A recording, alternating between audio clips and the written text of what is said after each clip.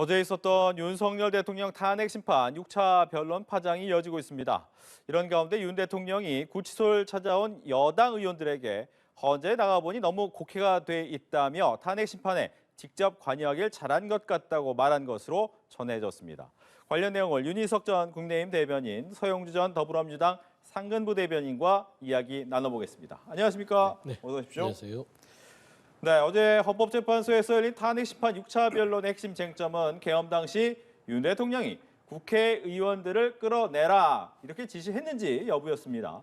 증인으로 출석한 곽종근 전 육군 특수전 사령관은 끌어내란 지시를 내린 대상은 국회의원이 맞다라고 했고요. 또 그러자 윤 대통령은 끌어내라고 지시한 적은 없고 수호하라고 말하고 바로 끊었다라고 반박하기도 했습니다.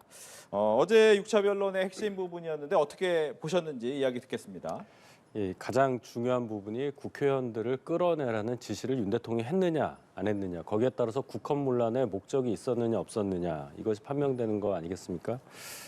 진실공방이 대심판정에서 벌어진 거죠.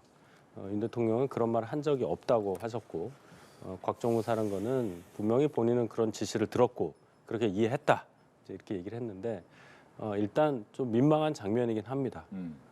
국군 통수권자와 특전 사령관이 이런 지시 여부에 대해서 전혀 다른 얘기를 하고 있다는 것 자체가 여러 국민들께서 보시기에도 대단히 좀 마음이 좋지 않은 그런 부분일 거라고 보는데, 어쨌든 이것은 일상적인 어떤 뭐 토론 과정이나 뭐 대화 과정이 아니라 법정과 같은 헌재 대심판정에서 벌어지는 증인신문 절차에서 나온 얘기들입니다. 그러니까 법적으로 대단히 예민할 수 있는 부분에 대해서 확실하게 사실관계를 확정하는 단계이기 때문에 그에 따른 판단은 헌법재판관들이 내릴 겁니다. 다만 이 장면을 보신 국민들께서 과연 윤 대통령의 비상계엄령 선포 과정과 실제 그 실체가 어떤 것인지, 또 군에서는 왜 그러한 행동을 했는지, 이런 것에 대한 또 각자 나름의 판단을 할 것이기 때문에 여론에 미칠 수 있는 영향은 대단히 큰 어제 6차 변론 기일의 장면이었다, 이렇게 정리하고 싶습니다. 예, 6차 변론의 총평이라고 할 수 있겠네요. 어떻게 네. 보셨어요?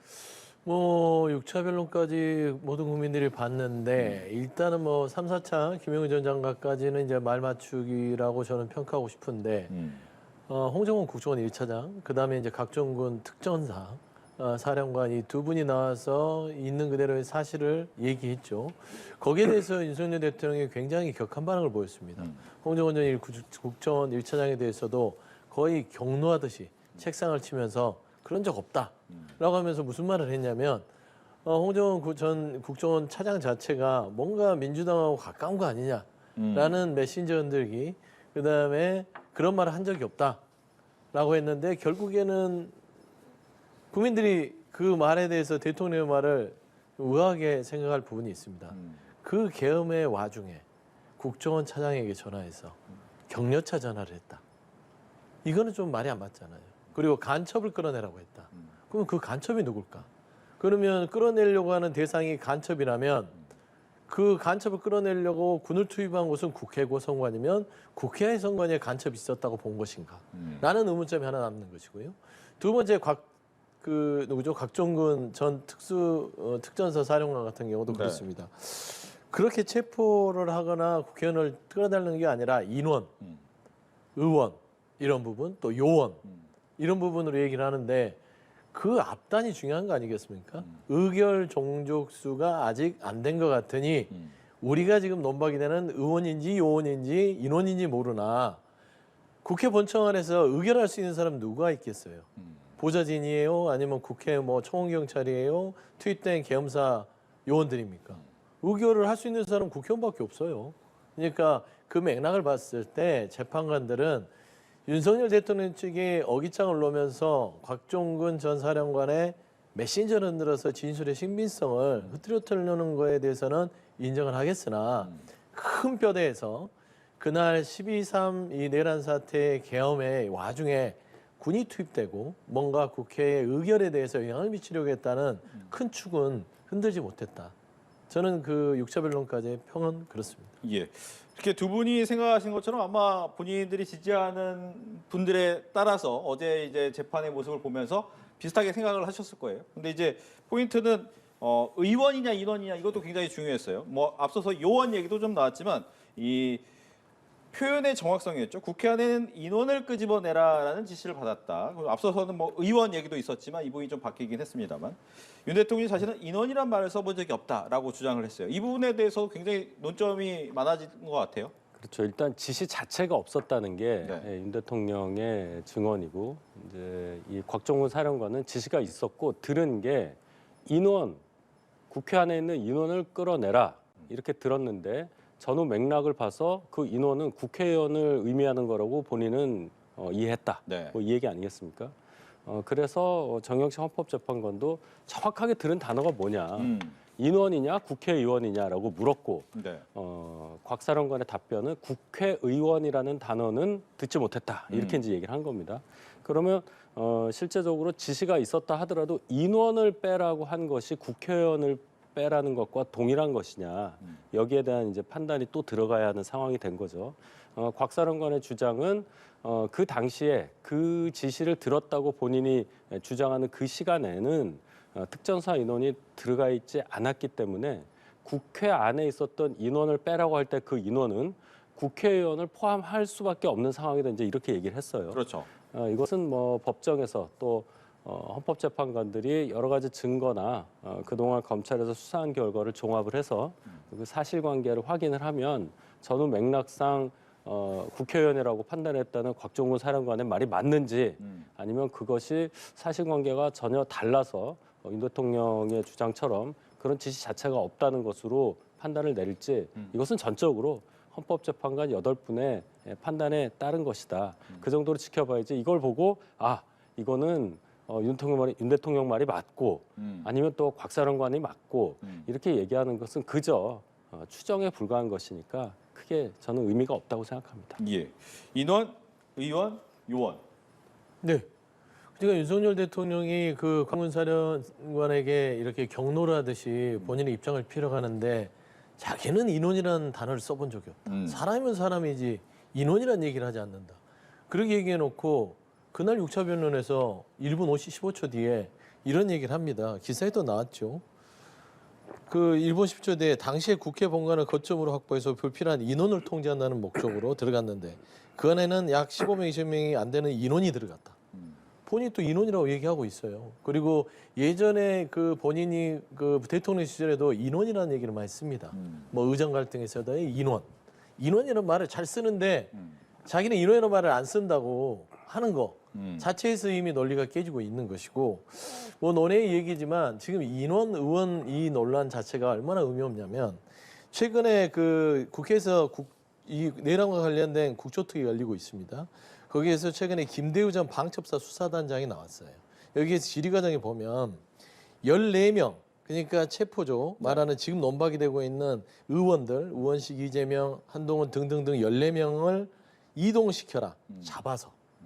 근데 체포란 말은 없었다. 잡아서 이송시키라는 지시를 김용현 전 장관과 여인영 방첩사령관으로부터 수사단장이 받았다. 이 증언을 합니다. 그러니까 체포의 체자, 단어는 체자가 없었어도 그러면 체포라는 게 뭡니까? 풀어서, 잡아서, 가두는 게 체포 아닙니까? 가두는 것까지 아니어도 잡는 건 체포라고 하죠. 그러니까 이런 단어를 가지고 거의 희화화시키는 이런 광경이라고 저는 생각을 해요. 네. 앞서 마찬가지로 의원 인원보다는 앞서 의결 종족수에 대한 행위를 할 수 있는 사람 이게 중요한 것이죠. 그러면은 체포라는 단어가 없다 해도 체포의 대상을 잡아서 그러면 14명을 잡아서와 14명을 체포해서라는 것들이 행위는 잡는 게 체포인데 체포라는 단어를 안 했다고 해서 체포가 아닙니까? 그런 논박들이 지금 펼쳐지고 있는 것이다. 라고 봤을 때는 헌재 재판관들이 그냥 표정은 관리하고 있으나 속으로 얼마나 어이없어 할까라는 좀 개인적인 생각을 하게 됩니다. 예. 뭐 윤 대통령 측의 심문과 심리가 있었고 또 국회 측도 심리가 있었지만 마지막에 이제 헌법재판관이 질문한 게 있었어요. 이 부분도 굉장히 눈길을 끄는 부분이었는데 특히 정영식 재판관이 왜 곽 전 사령관의 진술이 자꾸 바뀝니까? 이 바뀌는 부분에 있어서는 신빙성 문제가 될 수 있습니다라고 얘기를 하면서 몇 차례 같은 질문을 반복해서 물어봤단 말이에요. 근데 이 부분을 가지고 윤석열 대통령 측에서는 신빙성이 흐트러졌다라고 주장을 하고 있고 그렇지 않다, 맥락은 비슷하다라고 얘기를 하고 있단 말이에요. 어떻게 봐야 됩니까? 그러니까 이제 곽 사령관이 그 국회의원이라고 얘기를 한 부분이 직접 들은 것이 아니라 본인이 그렇게 해석을 한다 이런 말을 하면서부터 촉발된 거 아니겠어요? 그러니까 윤 대통령 측에서는 직접 들은 거를 것처럼 얘기했다가 또 뭐 용어도 뭐 끌어내라는 지시를 어떻게 순화해서 말했다든지 이렇게 자꾸 바뀐다는 인상을 줄 수밖에 없으니 윤 대통령 측에서 증인으로서의 곽 사령관의 증언을 공격을 할 수밖에 없는 거죠. 이게 일상의 대화가 아니라는 말씀을 제가 자꾸 드리는 것이 이 법정과 같은 대심판정에서의 이러한 논박은 바로 법적인 판단으로 연결되는 예민한 부분이기 때문에 뭐 단어 하나, 뭐 토시 하나까지도 정확히 확실하게 해서 이것을 본인들의 법리에 맞게 법적 이익에 맞게 주장할 수밖에 없는 상황이다. 이 말씀을 제가 강조를 하는 거고 그렇기 때문에 곽 사령관이 본인 자의적으로 뭔가 바꾸면서 증언하는 것은 윤 대통령 입장에서는 충분히 그것을 탄핵의 기각 사유로 들 수 있을 만한 요인이 된다. 다만 이제 다른 사실관계도 또 따지실 거예요. 헌법재판관들이 그런 상황을 보자면은 이 한 부분만 가지고 우리가 보기는 어렵다. 결과적으로 헌법재판관들의 판단을 기다리는 방법이 가장 현명하겠죠. 즉 진술이 약간씩 바뀐 부분이 신빙성을 해치는 거 아니냐? 뭐 그런 부분들을 주장하는 전략을 쓰는 게 윤석열 대통령 측이겠죠. 곽종근 전 사령관은 본인이 현장에서 이 비상계엄을 진두지휘했던 체포조에 속하는 특전사의 총수장이었습니다.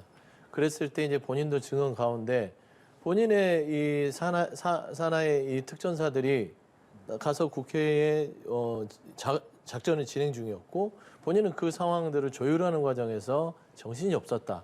그러다 보니까 인원으로 본인은 귀에 들었으나 이게 국회의원이 아니고서는 인원을 설명할 수 없었기 때문에 초창기에는 국회의원이라고 본인이 생각해서 국회의원에 얘기했다.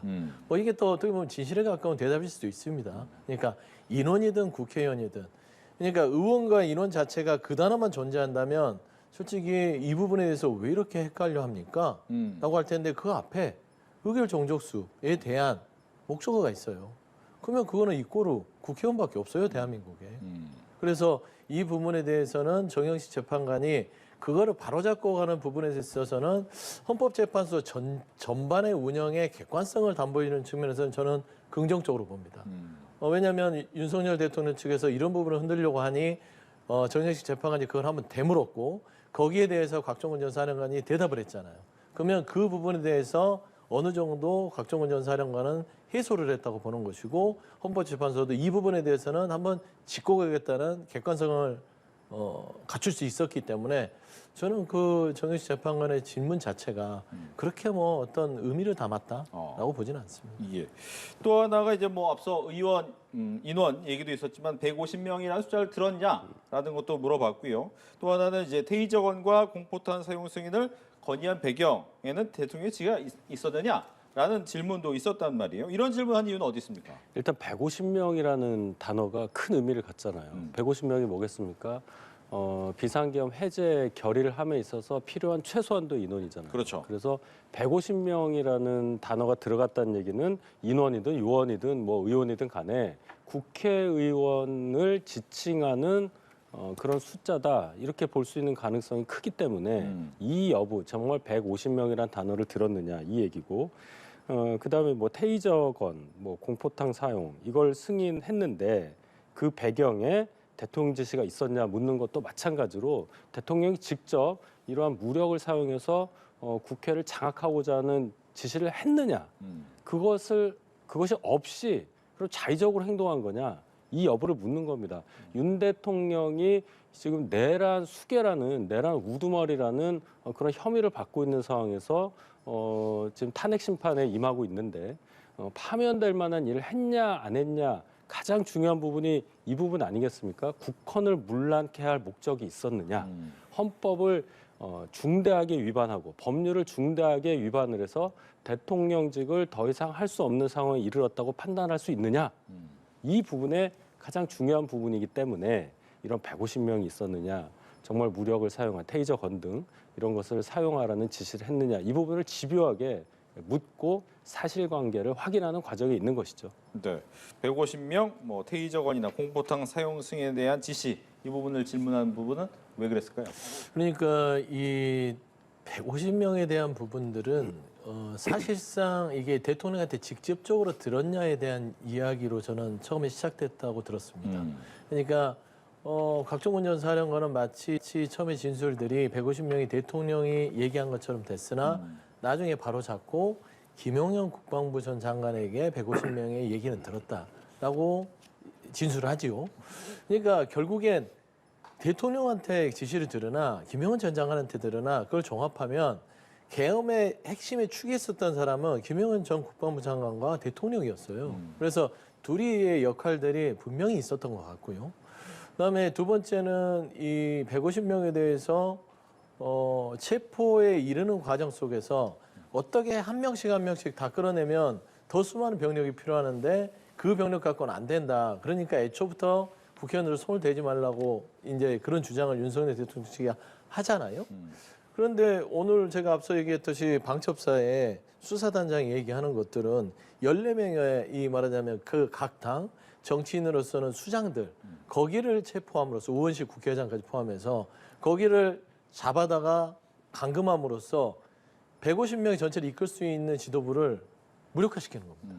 그러면은 우왕좌왕할 거고 그러게 되면은 의결 자체가 군이 국회를 봉쇄하고 장악하는 시간 동안 의결이 지체될 수 있다. 저는 그런 작전들이 충분히 가능하기 때문에 150명을 어떻게 다 잡아다 가두겠어요.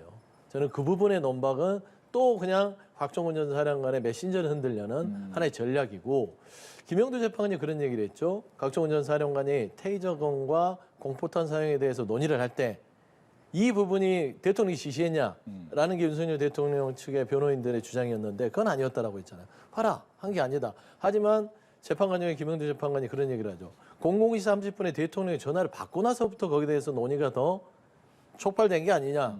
그랬기 때문에 그 논의를 한 게 아니냐. 결국엔 대통령의 전화 자체가 이 곽종훈 전 사령관에게 무기 사용에 대한 고민을 가져온 것이다. 라는 걸 또 확인하는 재판관의 질문이 있었어요. 그렇기 때문에 어제는 충분히 정영식 재판관과 김영두 재판관이 헌법재판소에 여러 가지 균형 잡힌 시각에 대한 모습을 보여준 것뿐이지 어떤 어디가 유리하고 어디가 맞다라는 그런 편을 들어주는 모습은 아니었다라고 보는 게 맞을 것 같습니다. 네.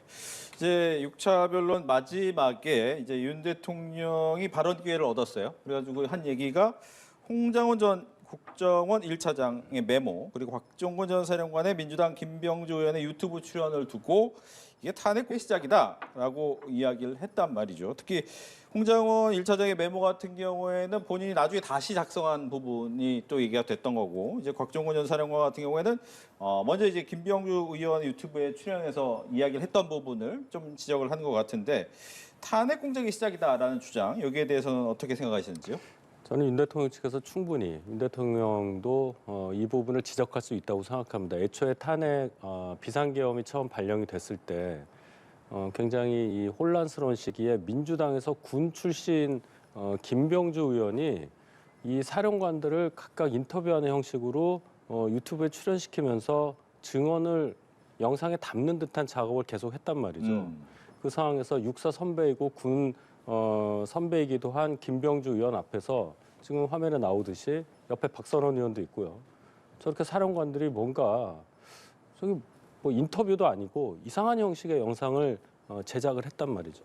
자, 그러면 어떤 의도에서 이걸 했는지야 짐작을 하겠지만은 저 상황이 과연 어떻게 자유롭게 정말 그 당시의 기억 그대로 진술할 수 있는 상황이었느냐. 그래서 결국은 이 정치적으로 너무 급하게 대응한 민주당 김병주 의원이라든지 박선원 의원의 작업이 결국은 지금 와서 또 하나의 빌미가 되고 있다 보고요.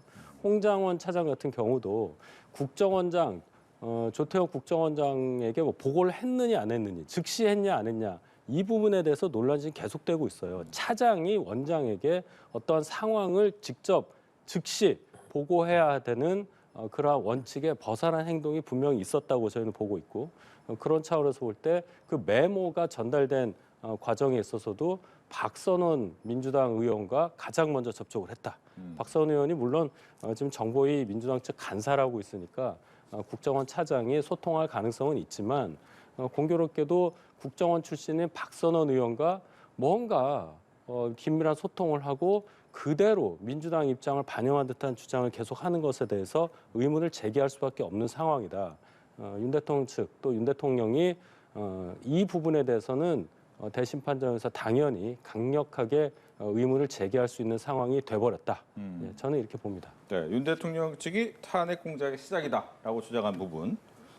그러니까 탄핵 공작이라고 주장하는 수준이 되면 이제 막다른 골목이 왔다고 봐야겠죠. 그러니까 이게 법률적으로 푸는 게 아니라 정치적으로 풀려고 그러잖아요. 헌재 와서 무슨 유튜브 찍습니까? 그러니까 극우 유튜버들이 지금 얘기하는 거를 그대로 윤석열 대통령이 합니다. 그러니까 유튜브 한번 켜보시면 잘 찾아보시면 극우 성향 유튜버들이요 이 음모론을 퍼뜨리고 있어요. 김병주 의원이 각종군 전 사령관과 뭔가 이 유튜브에서 요원을 의원으로 둔갑시켰다. 홍장원 1차장이 뭔가 박선원 차장과의 뭔가가 있고 그 국정원 내에서의 뭐 본인의 잘못이 있어서 뭐가 이렇게 이쪽 민주당으로 편을 들어서 뭔가 작업하고 이 거래를 한 것이다. 이런 음모론들을 지금 유튜브에 퍼지고 있습니다. 그걸 갖다 그대로 얘기한 겁니다. 그런데 재판관들이 지금 탄핵 공작이라고 하면 그게 법률 용어입니까? 아니잖아요. 그러니까 이건 정치적인 용어잖아요. 이거는 저기 국민의힘 대변인이나 아니면 자유통일당인 정광훈 측의 대변인 정도 할 수 있는 발언을 대통령이 재판장에서 하는 겁니다. 그랬을 때는 저는 이 정도까지 왔을 때는 이제 법률적으로는 더 이상 할 게 없다. 막다른 골목에 다다랐다는 것을 자인한 게 아닌가 저는 그래 보입니다. 알겠습니다. 뭐 계속해서 이제 탄핵 심판의 시간은 이어질 것으로 보이고요. 여야 이야기를 좀 넘어가 보면 오늘 이제 윤상현, 김민전 의원이 구치소를 찾아서 윤 대통령을 직접 만났습니다. 이번 접견에서 이 12.3 비상계엄 사태 당시 관련 진술이 곡해되어 있다. 헌재 탄핵 심판 변론 출석 잘했다라고 얘기를 한 것 같고요. 또 좌파가 강력하게 카르텔을 형성하고 있기 때문에 우리는 모래알이 돼서는 안 된다라는 이야기를 했다고 합니다. 어떻게 들으셨습니까? 네, 윤 대통령이 이제 헌재 탄핵 심판이 진행이 되면 직접 변론기일에 출석을 해서 본인 변론을 할 거라고 예상을 처음에 했었죠. 네. 근데 1, 2차 때는 안 나가셨고 이제 그 이후에도 계속 이제 출석을 하셔서 직접 신문을 한 경우도 있고 또 신문 끝난 다음에 입장을 발표하는 과정이 계속 이제 국민들에게 노출이 되고 있습니다. 일정 부분 윤 대통령이 억울한 부분 또 사실과 다른 부분에 대한 해명 또 시정 이런 작업을 하신 걸로 보이고 또 어느 정도는 국민들께서 잘 몰랐던 부분 또 잘못 알고 있었던 부분도 교정이 되는 효과도 있었다고 저는 생각을 합니다. 그런 차원에서 보면 윤 대통령이 헌재 대심판정이 나가기 잘했다. 그렇게 당연히 말씀하실 수 있고 모래알이 돼서는 안 된다. 강력하게 좌파가 카르텔을 형성하고 있다. 이 말씀도 평소에 하셨던 말씀하고 궤가 같죠. 좌파 카르텔이 그럼 뭘 얘기하는 거냐? 여기까지 들어가면 정확히 말씀드리기는 어렵지만은 지금 일부 민주당 소속 의원들 방금 전에도 김병주 의원이라든지 박선원 의원 얘기가 나왔습니다만은 내란이라고 자꾸만 주장을 하고 어떤 뭐 비상계엄이 이루어질 수밖에 없는 상황을 획책하고 이러한 행위를 한 어떤 부분들 그러한 무리들 또 거기에 일부 다른 세력들이 어떤 카르텔을 형성하고 있기 때문에 국민의힘을 중심으로 해서 이것을 막아야 한다. 그런 인식을 지금 더 강력하게 더 세게 하고 계신다. 이렇게 평가할 수 있겠습니다. 예. 이게 이제 그 곡해하는 것을 눈으로 확인했다 그런 거 아닙니까?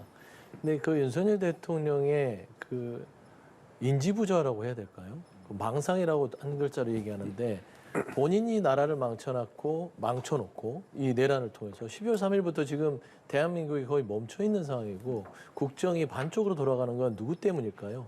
본인이 비상계엄을 성공하지 못해서일까요? 본인이 헌법에 요하지 않은 실체적 요건을 무시하고 내란을 일으킴으로써 지금 거의 2달 이상을 대한민국은 반쪽짜리로 운영되고 있습니다. 나라를 망쳤는데 나라를 걱정하고 있잖아요. 그거나 헌재에 나가서 본인이 모든 사건에 대해서 인정하지 않고 자기가 군 통수권자고 계엄을 명령했음에도 불구하고 다 부하 탓을 해요. 곡해를 누가 하고 있죠? 본인이 헌재에 가서 다 곡해해놓고 헌재가 지금 곡해가 심각하다고 하고 있어요. 똑같습니다. 사고방식이. 자기가 다 상을 엎어놓고 왜 이렇게 어질러졌어?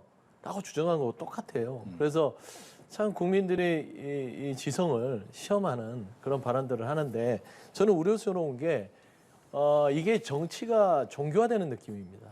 그러니까 어떤 그 있지도 않은 반국가적인 아니면 반대 세력을 만들어서 거기를 없애야만 우리의 선이 이루어진다라는 그런 종교적인 신념으로 잘하고 있지 않는가. 그게 국민의힘도 그 사이비 종교화되는 이런 정치적 신념에 동조하고 있지 않는가라는 것인데 저 같으면 대통령에게 제발 이성을 찾으시고 똑바로 본인의 지금의 현실을 파악했으면 좋겠다. 제발 호수의 달 그림자를 쫓지 말아라. 라고 저는 조언을 드리고 싶습니다. 네. 민주당 소식 짚어봅니다. 김경수 전 경남도지사 복당 신청을 허용했습니다. 최고위의 의결 사항은 아니고 경남도당에 결정한 사안이다라고 하는데 최근에 이제 비명계의 한 사람으로서 뭐 일극 체제에 관련해서 굉장히 많은 이야기를 해왔는데 기계적인 어떻게 보면 신청하면 복당할 수 있는 기계적인 결정인지 아니면 어떤 좀 의미를 내포할 수 있는 부분인지 궁금합니다. 기계적 복당이죠. 뭐 김경수 전 지사가 어떤 그 상황에서 선거 결과에 불복을 하거나 어떤 당에 불만을 품고 본인 스스로 탈당계를 낸 게 아니기 때문에 이 복당 신청은 자연스러운 것이고 예를 들어서 이런 기계적인 복당이 이루어지지 않는다면 뉴스가 되는 것이죠. 근데 당연히 이루어지는 상황이 복당이 됐다 해서 환영하는 걸 보면 내심 최근에 김경수 전 지사가 지금 현재 이재명 대표가 공고히 해놓은 민주당의 여러 가지의 상황 속에서 파문을 던진 거죠. 근데 이 파문 자체가 다양성의 파문이기 때문에 저는 의미가 있다고 보는 것입니다. 그래서 이 복당도 민주당에서 막아서지 않는 것은 김경수 전 지사가 이재명 대표를 지켜가는 게 아니라 그동안 민주당이 가지고 있던 당내에서의 다원주의의 전통적 가치를 주장하면서 네. 당이 더 그런 다양성을 가짐으로써 더 크게 하나 돼서 대선을 승리하자라고 얘기를 하니 말하자면 좀 속된 말로 이재명 대표를 옹이하는 친이 세력들이 복당을 조금 막을 수도 있는 상황이었음에도 불구하고 자연스럽게 받아들였다. 저는 좀 그러게 좀 분석하고 싶습니다. 예. 그렇다면 김 전 지사는 향후 어떤 역할을 하게 될까요? 이제 민주당에 복당이 됐으니까 민주당에서 정치를 공식적으로 할 수 있는 상황이 됐죠. 그렇다면 최근에 발언을 유추해 보면은 발언을 보면은 앞으로 이제 상황을 추측할 수가 있을 텐데 분명히 대선이 이루어질 경우를 상정을 해보면 잠재적 대권 주자로서의 활동을 이제 공식적으로 할 겁니다. 예, 그럴 수밖에 없는 상황인 것이 이재명 대표가 지금 당 대표에다가 일극 체제를 형성하고 있다고 해도 누차 말씀드렸듯이 사법 리스크가 점점 더 압박의 수위를 높여가고 있는 2심 결과가 곧 나올 수 있는 상황이기 때문에 그 2심 결과가 어떻게 나오느냐에 따라서 김경수 전 지사가 움직일 수 있는 정치적 영역이 훨씬 넓어질 수도 있다. 그것에 이제 대비를 해서 복당 신청을 했고 복당이 된 거다. 민주당 상황은 그 2심 결과에 따라서 대단히 복잡하게 움직일 가능성이 크다. 그 중심에 김경수 전 지사가 역할을 할 것이다. 그리고 다른 분들도 그와 맞춰서 예를 들어 뭐 임종석 전 의원이라든지 박용진 전 의원이라든지 이런 분들도 함께 김경수 전 지사와 같은 방향으로 움직일 거다. 저는 그렇게 예상합니다. 예. 만약 이렇게 얘기해 주신 것처럼 김 전 지사나 다른 분들, 이른바 비명계 사람들이 함께 움직이게 된다면 네. 그분이 이재명 대표 체제에 흔들 만한 바람이 됩니까? 아니면 찻잔 속의 태풍입니까? 그러니까 뭐 흔들릴지 안 흔들릴지는 해봐야 알겠죠. 근데 이재명 대표는 도움이 될 거예요. 왜 그러냐면 일극이라는 비판은 뭐 당 내외에서 있을 수 있는 것이고 국민들이 보기에도 연임 대표고 당내에서 이재명 대표에 대해서 조금이라도 어긋나는 소리를 하면 어떤 강성 지지층의 공격을 받는 구조는 민주당이 가지고 왔던 그동안의 정통적인 민주 질서와는 조금 거리가 있었던 것이죠. 노무현 대통령이 얘기했던 권위주의의 청산 이런 거와 뭐 일목 좀 계를 같이 할 수 있는 것인데 저는 이재명 대표가 그런 일극의 리스크를 다양한 주자들을 당안에 받아서 그 의견을 가지고 서로 논의하고 다름을 인정하면서 갈등을 조정해가는 모습. 그 다음에 같이 주자로서 향후에 있을 수 있는 조기 대선에 뛴다면 거기에서 이겨낸다면 이재명 대표가 내가 그냥 내 힘을 가지고 억눌러서 된 게 아니야 라고 얘기할 수 있잖아요. 그렇기 때문에 저는 훨씬 지금 이 비명이라고 불리는 주자들의 민주당 내에서의 다양한 목소리는 이재명 대표를 도우러 오는 것이다. 우군이라고 생각해야지 이 사람들을 적군이라고 생각하면요. 이재명 대표가 그 한계에 갇힐 수 있다. 저는 좀 그렇게 판단이 됩니다. 예. 또 하나가 이제 산업부 장관이 삼성전자 시가총액 5배라고 강조했던 대왕고래 프로젝트 부분이 경제성이 없다라는 결과가 나왔다 얘기가 이제 전해졌죠. 이제 윤 대통령이 1호 국정 브리핑을 직접 발표하기도 했었는데 지난해 6월 국민의힘은 1차 시추 결과에 대해서 실망하면 안 된다라고 하지만 민주당은 대국민 사기극이다라고 비판했는데 비판 먼저 들어볼까요? 네, 뭐 아마 허탈하겠죠. 야권에서는 좀 강한 어조로 얘기를 해야 될 것이고. 그러니까 산업부라든지 석유공사에서 추진했으면 대국민 사기라고 안 했을 겁니다. 뭐 그럴 수 있죠. 자원 해결하다 보면은 뭐 파면 무조건 나오는 거 아니거든요. 그러니까 어떤 가능성을 가지고 산업부 장관이라든지 석유공사에서 여기에서 많은 이 석유가 나올 수 있는 가능성이 있으니 예산을 좀 지원해 주십시오. 그래서 여야에 돌아다니면서 예산 지원을 통해서 했다면 여기에 대해서 국정감사에서나 당신들 예산 낭비했어라고 지적을 당할 수 있으나 이걸 대통령이 당시의 정치 상황, 김건희 여사에 대한 리스크라든지 본인에 대한 여러 가지 개혁 과제에서의 어떤 어려움을 피하기 위해서 이걸 산업부가 발표할 걸 뺏어갔어요. 그리고 대통령이 직접 발표하면서 2,000조 이상, 2,200조라고 그랬나요? 거의 삼성전자의 시가총액의 4배 이상을 벌 수 있는 그냥 뭐 노다지를 캐는 것처럼 얘기를 했는데 대왕고래라고 해서 난리가 났잖아요. 근데 지금 와서 뭡니까? 사업성 없다. 이렇게 되니까 대통령이 정치적으로 이 자원 산업을 정책을 이용하다 보니 이런 결과를 초래했다는 것인데 그렇기 때문에 한 신문에서는 대왕고래가 아니라 대왕구라다라고 욕을 먹는 것이 아닐까 생각됩니다. 예, 즉 대국민 사기극이다라고 지적을 하셨는데 우리 정치는 왜 항상 이런 모양인지 정말 한탄스럽습니다. 이거 한 번 뚫은 거예요.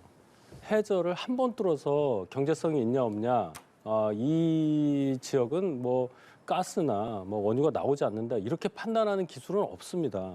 최소한 5번 뚫어야 한다고 그 당시에 발표할 때도 얘기를 했어요. 그럼 앞으로 4번을 더 뚫어야 어느 정도 경제성이 있는 그런 곳인지 알 수 있다. 우리는 그렇게 판단을 하고 있는 건데 1차 시추 결과가 좀 불만족스럽게 나왔다고 해서 이 상황에 대해서 사기극이라고 얘기하는 것은 그야말로 어느 도단이죠. 이 대왕고래 프로젝트는요.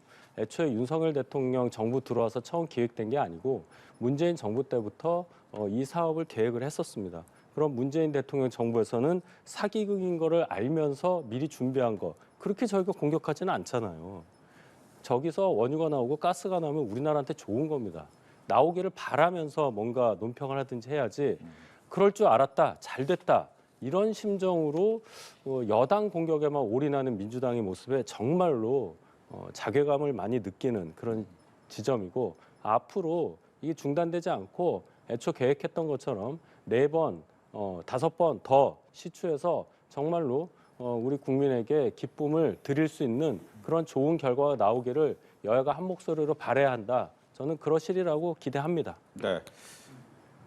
근데 저는 이제 뭐 좀 이게 제 개인적인 주관일 수도 있으나 윤석열 대통령이 손대는 것마다 실패해요. 부산 엑스포도 그랬잖아요. 그러니까 손을 대면 대왕고래든 저는 산자부가 있으면 성공했으려나 그런 생각이 들 정도입니다. 부산 엑스포 실패하지, 대왕고래 프로젝트 손대서 실패하지. 저는 그런 부분에 있어서 좀 정치적으로 어떤 대한민국에 아주 필요한 정책들은 활용되지 않았으면 어떨까라는 또 좀 개인적인 의견도 있다라는 말씀 덧붙이고 싶습니다. 알겠습니다. 여야정 국정협의회를 한 번 더 얘기를 해야 될 것 같은데 이건 크게 두 가지였어요. 반도체 특별법과 연금개혁. 물론 연금개혁 같은 경우에는 굉장히 어려운 부분이기 때문에 여야가 합의하기 쉽지 않겠다라는 생각을 했는데 반도체 특별법은 이재명 대표가 52시간에 대해서 좀 얘기를 많이 했단 말이에요, 그동안. 그래서 뭔가 좀 바뀌나? 라는 생각을 했는데 이것도 쉽지 않은 것 같은데 이재명 대표는 하는 민주당 안에서 좀 반대 목소리는 많은 겁니까? 어떻게 된 겁니까? 그러니까 이 문제는 단박에 해결될 수 있는 문제가 아닙니다. 그러니까 민주당이 그동안 견제해왔던 노동 정책과 노동의 가치가 이 52시간의 유연성 하나만으로 그냥 용인하지 이렇게 넘어갈 수 있는 건 아니에요. 그러니까 근본적으로 민주당이 지향했던 사회적 약자와 여러 가지 노동에 대한 환경에 대한 보호에 대한 정책들의 기조가 이걸로 인해서 크게 흔들릴 수 있기 때문에 이 하나를 그냥 이 정도는 양보하자라고 갈 수 없었다는 게 아마 한계였던 것 같아요. 그래서 52시간에 대해서 민주당이 한다면 이거는 조금 더 시간을 가지고 가야 되는데 지금 반도체 특별법에서는 시간이 없잖아요. 그러니까 이거를 처리해야 되는 상황에서는 52시간 부분에 있어서는 이거를 반도체 특별법보다는 근로기준법 쪽에서 논의하는 게 어떻겠냐 정도의 수준에서 함의를 보고 그다음에 시급한 대로 다른 반도체 특별법에 반도체 산업의 지원에 관한 것들은 합의를 해서 처리하자라고 간 것인데 그냥 이재명 대표가 나름대로 실용적인 사고를 했다는 부분에 있어서 노력 점수 정도는 줘야 되지 않을까. 저는 그렇게 좀 말씀드리고 싶습니다. 이재명 대표 노력 점수. 결과가 없는데 무슨 점수를 줍니까? 국민들이 뭐 태도만 보고서는 점수를 줄 것 같으면 무슨 말이라도 하면 되죠. 지금 반도체 관련해서 52시간 근로 제한을 좀 유연하게 하자 하는 이유는 반도체라는 산업 특성상 빨리 선제적으로 연구를 해서 다른 기업들보다 훨씬 더 기술 수준이 높은 결과를 내자. 그것이 그 생태계의 특징이다. 그래서 주 52시간제에 묶어두면 경쟁에서 질 수밖에 없고 지금 경쟁이 너무 격화돼서 지금이 적기다. 이런 판단에 따라서 주장하는 거잖아요. 그러면 이것을 유연하게 해줄 수 있는 뭔가를 준 다음에 뭐 노력 점수를 얻어야 되겠죠. 지금 민주당에서는 기본적인 민주당이 추진하고 있는 가치, 이념에 반하기 때문에 이거 안 된다 이렇게 주장하는 세력이 너무 많은 걸로 보여요. 어쨌든 이재명 대표가 오른쪽으로 급변침하는 것은 제가 일단 뭐 환영한다는 식으로 얘기를 했으나 결국은 다시 왼쪽으로 가서 처음에 그냥 갈팡질팡 이 모습만 보여준 것밖에 없다. 이재명 대표는 본인의 본질적인 부분, 정책성까지 흔들리면서 대선에 올인하는 모습 그렇게 왔었는데 결국 국가 지도자로서의 무게감이 많이 떨어진다. 신뢰감이 없다. 이 모습만 남기고 반도체 특별법 이 논란에서 사라지는 그런 결과를 맞지 않을까 그렇게 저는 봅니다. 네. 이제 내란 국조특위를 마지막 질문 분야로 하겠습니다. 한덕수 총리와 최상목 대행이 이제 어제 국회 내란 국조특위 청문회에 나왔죠. 가장 얘기됐던 것이 이제 쪽지 전달 받은 부분이 됐어요. 쪽지를 대통령의 옆에 있는 누군가로부터 받았다. 그리고 하지만 그 부분을 보지 않았다라는 것을 가지고 얘기가 많았는데 앞서 뭐 윤 대통령이 쪽지 준 적 없다라는 부분과 배치되는 부분도 있고요. 어떻게 들으셨는지? 일단 쪽지를 준 적이 없다의 그 준 적이 없다 의미가 직접 주지 않았다는 의미인 건지 뭐 그것도 이 단어에 따라서는 엄청나게 다른 차이가 법적으로는 발생할 수 있으니 그건 이제 법정에서 또 다퉈야 될 부분이긴 하지만 사실관계를 보면 어찌 되었건 한덕수 총리라든지 최상목 부총리는 대통령으로부터 뭔가를 통해서 이 메모를 받은 걸로 보입니다. 근데 중요한 건 이제 이 두 분이 그 계엄 관련한 국무회의 당시에는 보지를 않았다, 내용을 몰랐다. 그게 다 끝난 다음에 추후에 알았다. 이제 이런 증언을 하고 있는 것이죠. 그럼 이게 왜 중요하냐? 이것을 안 상태에서 계엄 국무회의에 참석했느냐 안 했느냐 이 여부가 이 만약에 이제 내란죄 수사가 계속될 경우에 계엄 관련한 국무회의에서의 이 참석 국무위원들의 역할 거기에 대한 규정이 될 수 있기 때문에 대단히 예민하고도 좀 조심스럽게 증언을 하는 그런 입장이라고 봐야 되겠고요. 그 메모의 내용을 보면 문제가 있을 수 있다 이런 지적을 이제 야권에서 많이 합니다. 특히나 최상목 부총리가 받았다는 내용 중에 입법기관, 그러니까 국회에 대한 예산 집행을 막는다든지 또 다른 입법기구에 대한 예산 지원을 생각하라든지 이런 게 있는데 이것도 역시나 법정 그리고 헌법재판소에서 확실하게 가려질 부분이다. 미리 예단할 필요는 없다고 저는 생각합니다. 예. 일단 최상목 권한대행과 그다음에 우리 한덕수 총리 이 두 분이 이제 대통령으로부터 비상계엄 관련된 쪽지를 받았냐. 특히 최상목 권한대행은 국가 비상 입법기구에 대한 그 관련성이 있잖아요. 그렇기 때문에 저는 이거를 받냐 안 받냐의 부분보다는 이게 어떤 구조로 해서 진행되느냐가 더 중요한 것 같아요. 그러니까 전달했다는 개념들은 그냥 직접 전달이냐 간접 전달이냐 그거는 의미가 없다. 그러면은 김영현 정법부 장관이 최근에 헌법재판소 변론에 나가서 본인이 최상목 당시 부총리에게 쪽지를 이렇게 따로 건넸고 조태열 외무부 장관은 저쪽에 있어서 이쪽에 쪽지를 줘서 대통령이 직접 줬다. 이런 식으로 하고 나머지 국민들한테도 몇몇 줬다라고 얘기를 했잖아요, 증언을. 그러면 그게 각자의 임무가 하달이 됐다고 저는 좀 추측이 돼요.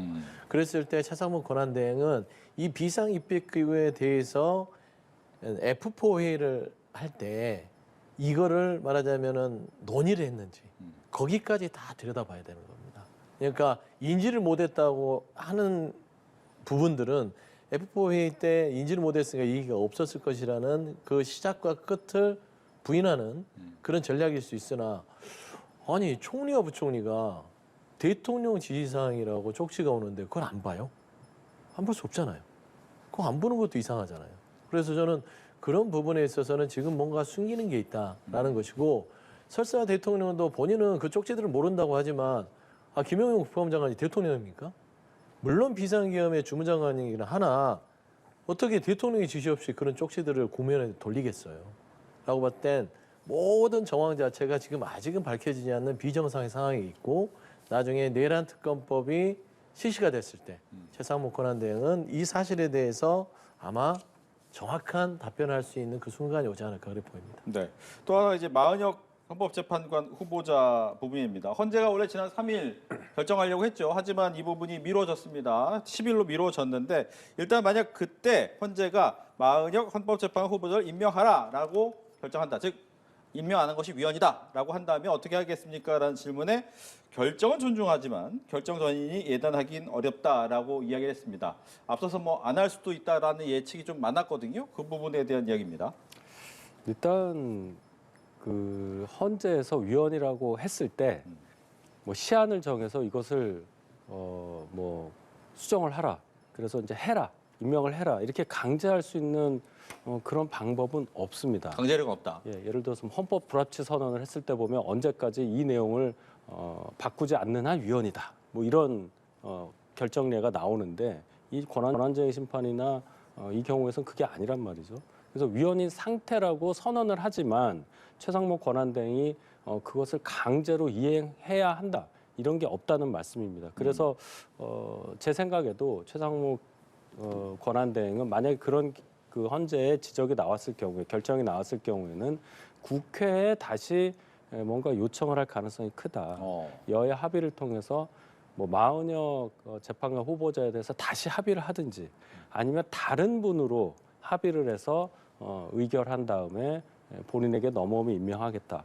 아마 이 정도 의사표시가 가능하지 않을까. 그래서 이 상태에서 아무것도 없이 헌재에서 결정한 대로 위헌이다 하는 상황에 따라서 마은혁 재판관 후보자를 최상목 권한대행이 그대로 임명하는 상황은 예상하기가 좀 어려운 걸로 저는 그렇게 봅니다. 예. 그러니까 예단하기 힘들다는 말이 본인의 임명을 예단하기보다는 저는 그러니까 헌재에서 이 결정 자체가 어떻게 인용으로 나올지 기각으로 나올지 예단하기 힘들다 저는 그 말 같아요. 왜 그러냐면 이건 헌재에서 결정 사항이 나와서 마은혁 후보자를 임명하게 되면 강제 규정입니다. 헌법재판소법 66조에 보면 66조 2항에는 이런 얘기가 있죠. 헌법재판소는 권한쟁의 침해의 원인이 된 피청구인의 처분을 취소하거나 그 무효를 확인할 수 있고 헌법재판소가 부작위에 대한 심판 청구를 인용하는 결정을 한 때에는 피청구인이라는 것은 지금 최상목 권한대행이 되겠죠. 결정 취지에 따른 처분을 하여야 한답니다. 강제 규정으로. 그러면 이걸 하지 않으면 그래서 헌재가 최근에 마은혁 재판관에 대해서 이걸 하지 않으면 헌법 위반이다라고 했어요. 그러면 헌법을 위반하게 되면 공무원은 어떻게 되냐?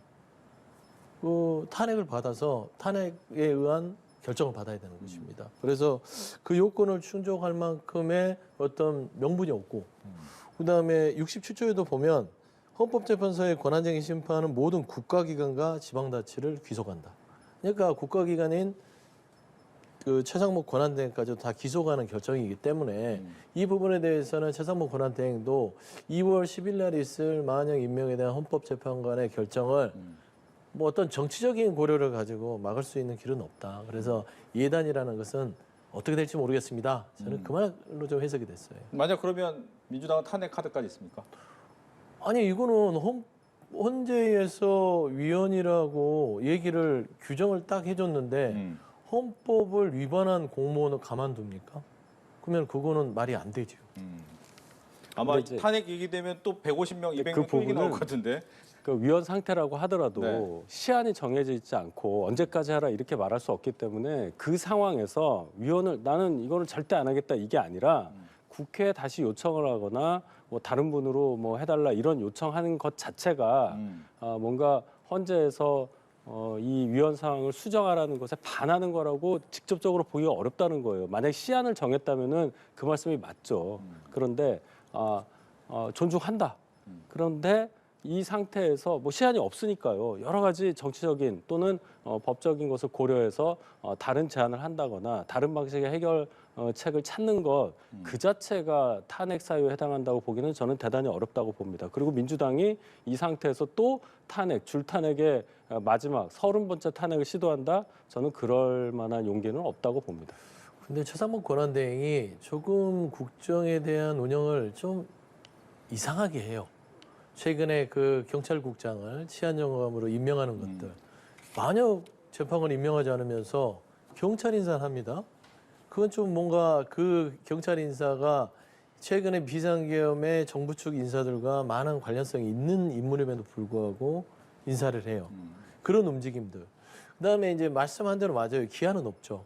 하지만 그 기한이 헌재에서 만약 재판관을 임명하라고 했는데 임명을 하라고 결정하는 것은 국회 추천권에 대한 권리를 침해했다고 인정해 주는 거예요.